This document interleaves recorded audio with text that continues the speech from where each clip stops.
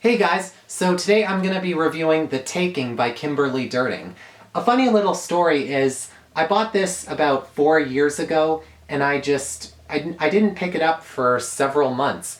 I guess I was hesitant about it because even though the plot did excite me, the more I thought about it, the more it reminded me of a book I did not like, the plot-wise at least. So I just held it off for a long time, just expecting to not like it all of a sudden. I just regretted my purchase.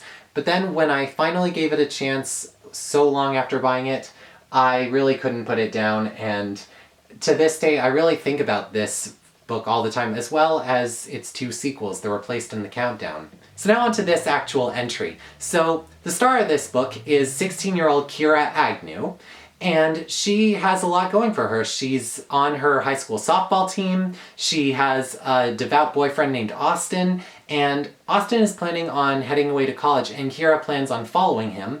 But one day, as her dad picks her up from a game, her dad just says it outright that she feels she shouldn't throw her entire future away, or basically base her future only on her high school crush, and this really, really angers her, and I bet it would have angered me too. She ends up needing a breather from her dad, and ends up walking away for a little bit into this field, but then she ends up engulfed in this white light, and she wakes up behind this gas and slip, and she has no memory of how she got there. She walks home to find out that someone else is now living in her home. She ends up going to her friend Austin's and ends up embracing Austin, really worried about what is going on, only to find out that it's not her 17-year-old boyfriend Austin, but a 17-year-old version of her boyfriend's formerly 12-year-old younger brother Tyler.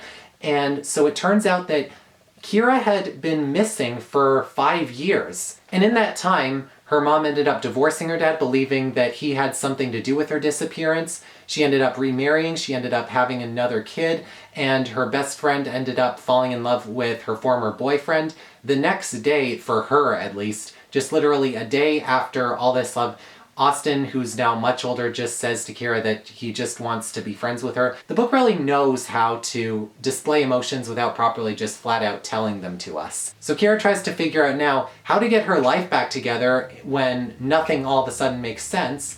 And with that, we have the first part in a trilogy and this first part, I have to say, it really, really rocks. It really does so much right. This is the first book I've ever read from Kimberly Derting, and I've been thinking for a long time about whether to pursue her other series. So to start off, this book is structured really, really well. The first half basically talks about drama and the brand new romance, and the second half, things really heat up. Not exactly romantically, but talking about answers, talking about dilemmas, and things heat up more than I could have ever thought they'd be. So I like how there's a really balanced amount of excitement and romance. I feel there are a lot of novels where authors try to balance those two things, but end up going off on one a lot more than the other, and thereby undermining the whole thing. But The Taking really knows what it's doing. There were never any emotions Kira had that I felt were out of place, and like all the best YA superheroes, Kira ends up handling dilemmas with a mixture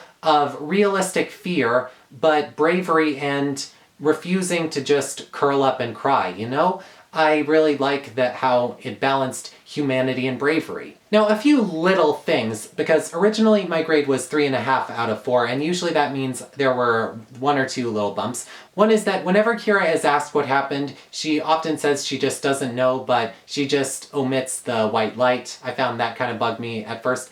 And the ending, I really liked the cliffhanger, but I felt like it could have ended a little bit earlier because the last 20 or so pages, I felt like I was starting the next book, and I felt I had enough from this. But those are very, very minor. Today, my grade of The Taking is a whopping 3.75 out of 4. To this day, this is a personal favorite, and I urge as many people who really just like proper storytelling to try this out. And thanks for watching my review, and I look forward to reviewing the others that were placed in the countdown. I know that I have a bit of homework on my hands reviewing 2 other series, but I guess I'll cross that bridge when we get to it.